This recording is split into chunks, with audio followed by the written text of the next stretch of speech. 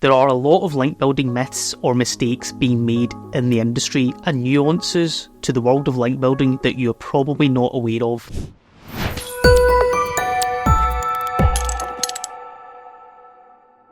Hi, I'm Amit from The Links Guy. This is the place for marketers and business owners to get advice about the world of link building.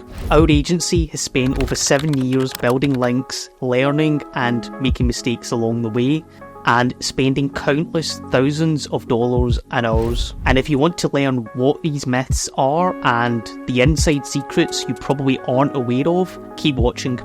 You can easily do link building in-house by training an employee up. Building links isn't something that can just be done at scale or completely off the cuff anymore with ease. When it comes to building quality links at scale, it's going to inevitably involve a lot of manual grunt work, using the right tools for research and data prospecting as well as outreach. You'll need to build relationships with online publications, coordinate content creation. You might even eat up a lot of time just negotiating with those editors, journalists, and making sure links actually go live.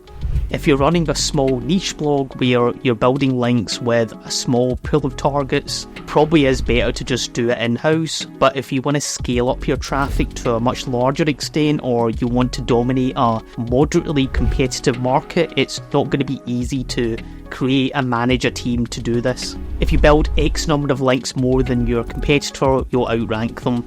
It's not always as simple as this. Often you can outrank a competitor with hundreds of low quality, spammy links with a smaller number of relevant and authoritative links, so link building isn't purely just a quantity game anymore. In the long run, it will be more about the quality of those links, i.e. things like contextual relevance and true authority, rather than just the quantity of them. On top of this, don't forget about on-page and technical SEO and your overall content strategy. I don't need to get links actively, they'll come naturally. Yes, it's possible to build natural links. Sometimes when you create the right content piece, people will find it. They'll just be through seeing it in the search engine results. They'll see it shared on social media or something, and you'll pick up links passively.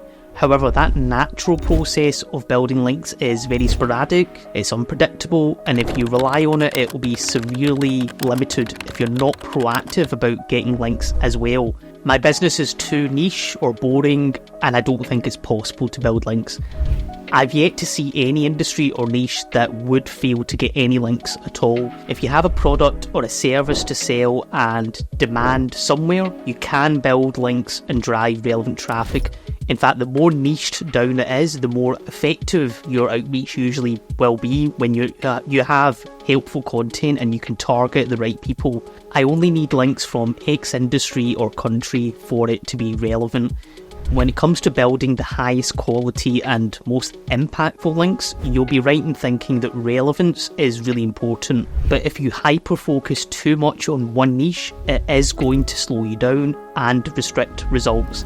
The reality is, unless it's a very high-level linkable audience, you won't be able to consistently build links at scale from one specific niche. So relevance is key, but don't let it hold back results.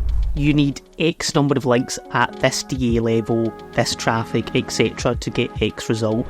So this is a bit controversial, and I know there's a few vendors doing exactly this.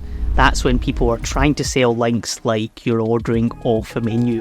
Especially when you're building quality, relevant links, you're not going to know or quite honestly really care about the DA or the DR level of those links. But this is a whole other area. I'm willing to bet in many cases, if you're ordering links a la carte and you're controlling every aspect from the word count, the DA level and the anchor text, that the agency is just doing the same and is simply buying a made to order post on the same spam to death database as everyone else. Link building via outreach is too expensive or there's no ROI.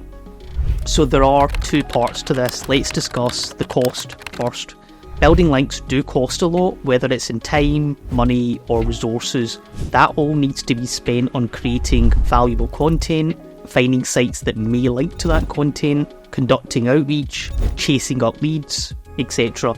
That all adds up in terms of time spent and or manpower. The short answer is you can, but it's about planning out the correct link building strategy, knowing what you're competing against, how many links you need to get, and getting them to the right pages. This is where getting link building audit will be very crucial. Your goal should then be for your website and sales process to convert those traffic gains into revenue. I only want to build links to the money pages or the blog posts. There are two sides of this, and it's a common mistake I've seen with companies that have approached TLG.